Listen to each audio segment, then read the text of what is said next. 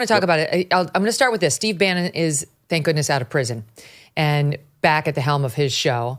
He mentioned you and Elon the other day and also had a warning for Team Trump.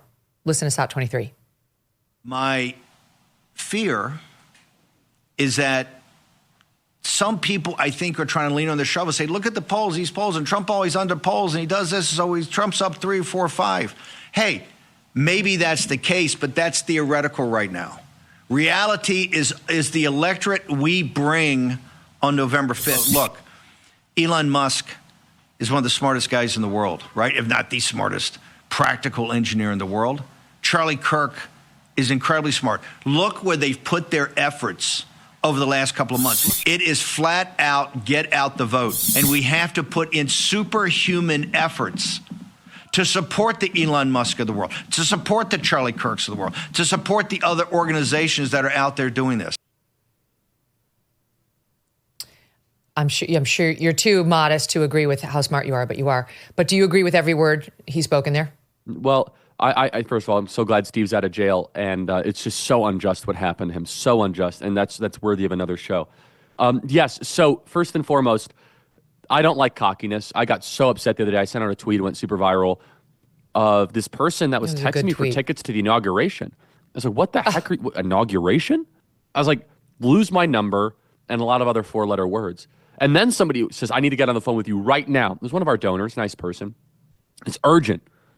I was like, wow, okay. I mean, it's like someone in the hospital. Like, do you need a favor? Like, what can I do? He's like, no, I want to talk to you about me joining the administration.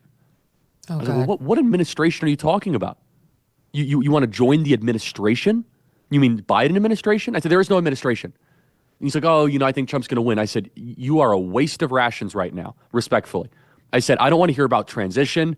I don't want to hear about policy. I care about votes and ballots and boxes for the next 6 days. That's all I care about. We have to play as if we are down. I don't care about vibes. I don't care about polls. I certainly don't care about betting markets, and I don't care about crowd sizes. I care about, are you able to get new voters into the system coming Tuesday? Now, the numbers are pretty remarkable, Megyn, and we have at Turning Point Action, I will give the credit to the organization. We have worked our tail off to try to change the culture of early voting. You know this, Megyn. We've come on this program a couple times, and we've talked about this, which is to try to vote early, expand the voting base, engage in voting month, and ballot chase. So it's like a rule that we lose mail-in early voting in Nevada. Well, as of right now, we are Republicans are winning early voting in Nevada by 42,000 votes.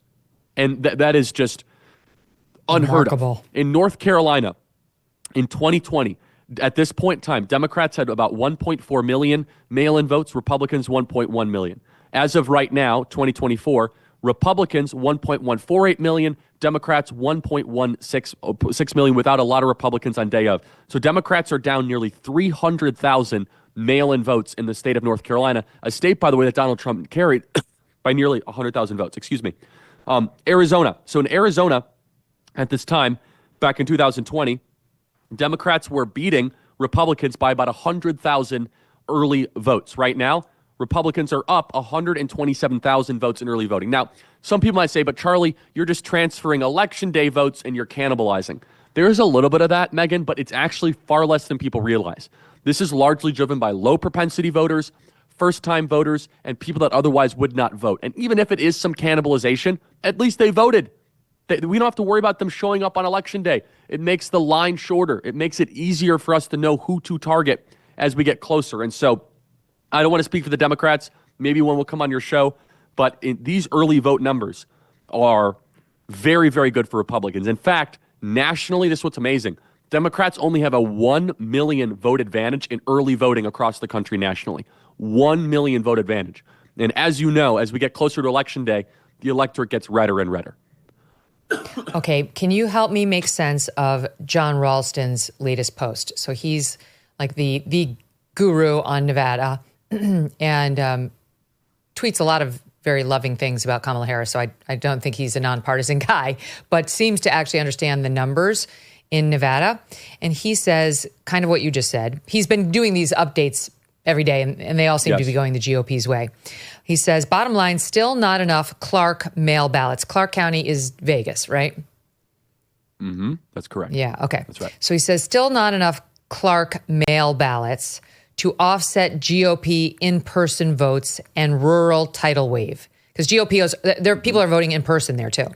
GOP statewide lead now, exactly what you said, 42,800 or 5.6%. Then he says the Clark GOP in-person win today, I think this is yesterday, was the lowest it's been so far, only 9 points. But only 9,000 Clark mail ballots counted, which helped Dems gain 2,200, more than offset by Clark in person. I don't understand that. He goes on to say there are more Clark in-person votes, 274,000, than Clark mail-in ballots, 260,000. It seems impossible that will last. And those are rural margins, which he's got an exclamation point after. This is all Greek to me. Then he writes, we are closing in on 60% of the vote being in. 60%, and maybe already there. If Dems are not doing well with the 200,000 independents who have voted and the 200,000 more likely to vote, and if the low volume of Clark ballots does not change in the next week, he says it seemingly has to because we're only at 57% of what we had in 2020, the Dems will lose Nevada for the first time in 20 years. Okay, can you put any meat on that for me? So I got most of that. First of all, what he's saying is that turnout is low. That's the first thing, is that Democrats are not showing up at the rate of Republicans. The fact that in-person early voting is outpacing mail is remarkable. I mean, that's like unheard of. So think about it. In-person early voting is like mini election day every day up until the election. So you have to drive in a car, go vote. Those people tend to be far more Republican than Democrat, far more, like 70% to 30%. Mail tends to be very Democrat. What he's getting at, though, is that there is this missing gap of probably hundreds of thousands of Democrats that have received ballots that are just not turning them in. So that is a result of a couple things. Probably because there is lower Democrat enthusiasm for Kamala than anyone would realize. I've been saying this for a couple of weeks. All the experts said I was wrong. I said, guys, I'm on these campuses. I'm telling you, there is not the uprising for this. I'm telling you, it is not there. There is no energy for Kamala on campuses. People say, oh, no, look. I said, no, I'm telling you, there's going to be a drop-off here, and I don't know how significant. Number one. Excuse me. Number two, that the Democrat culinary machine might be weakening. That Donald Trump saying no tax on tips and Donald Trump saying that no tax on overtime, he might be breaking the back of Harry Reid's machine. And I don't want to say that yet, but remember, Harry Reid built this very complex, incredibly efficient Culinary Union machine that would go gather ballots and dump them into the system. And Donald Trump might be breaking that just through being the representative of the muscular class.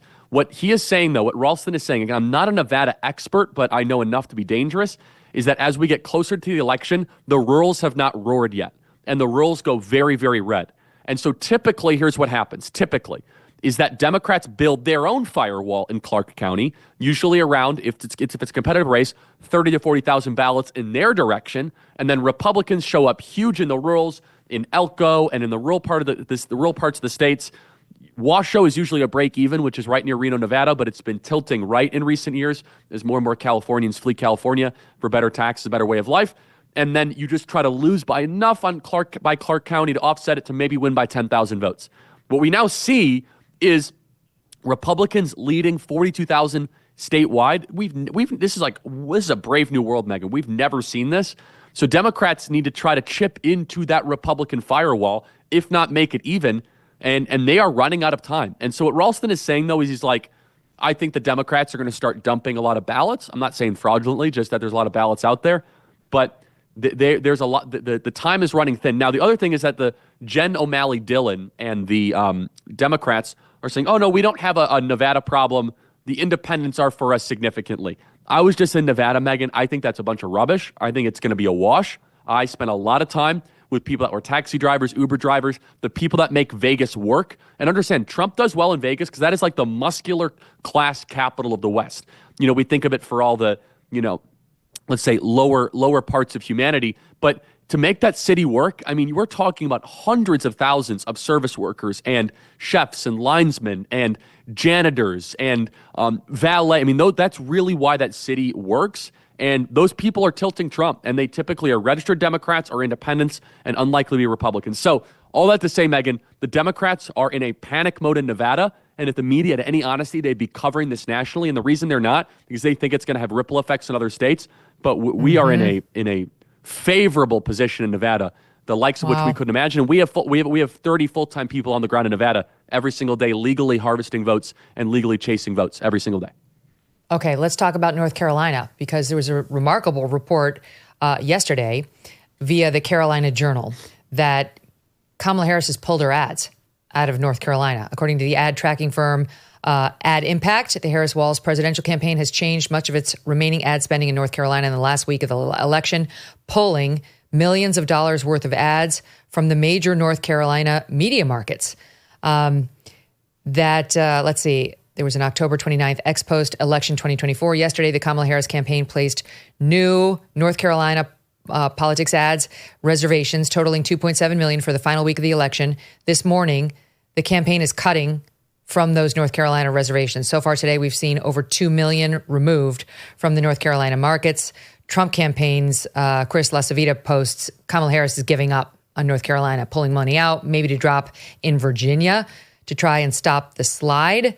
And then the Carolina Journal goes on to say, North Carolina is almost 2 weeks into early voting and seeing significant upticks in turnout among registered Republicans and a drop among registered Democrats.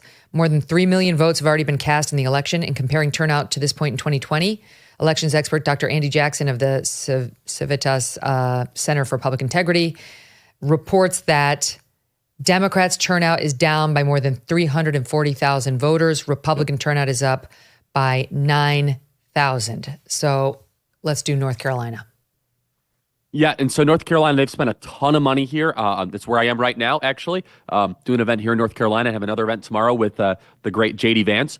And so the Democrats have been betting really big. And here's the story of Georgia and North Carolina, is they need as good black turnout as they got in 2020 to even have a chance. That's just number one. And they are nowhere near it, like nowhere near it. Black Americans are staying at home, and it is a double whammy, Megyn. Not only are they staying at home, the ones that are voting, they are losing about 1 out of 4 of every black man. And that alone throws off their models, but they're not even showing up in as big numbers. So black Americans are staying at home, and the ones that are voting, they're losing 1 out of 4 of black men. Black women still remain incredibly loyal to the Democrat Party, which is a tragedy, but that's an issue for another time. So, excuse me, in North Carolina, North Carolina is a very interesting state. It's incredibly conservative and incredibly rural in the western part that got slammed by the hurricane and all the flooding. But it has become more and more northeastern as the research triangle, which is Winston-Salem and Raleigh and Durham, have continued to grow and to gentrify. If you're feeling tired of the same old coffee from the big mega corporations pushing their woke agendas, listen up. It's time to take a stand and to support a brand that truly embodies American values, Blackout Coffee. They stand with hardworking Americans who believe in family, faith, and freedom. And they roast some of the most incredible coffee you will ever taste using only premium grade beans, roasted and shipped to you within 48 hours. And for the cold brew fans, Blackout Coffee is excited to announce the launch of their 2 new ready-to-drink cold brew coffee latte options. Don't settle for less. Make the switch to Blackout Coffee. Head over to blackoutcoffee.com/MK or use the code MK for 20% off your first order. That's blackoutcoffee.com/MK. The code is MK.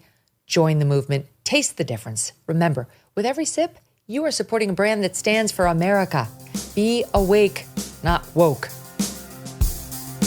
Thanks so much for watching. If you like what you just saw, hit the subscribe button for more clips and full episodes.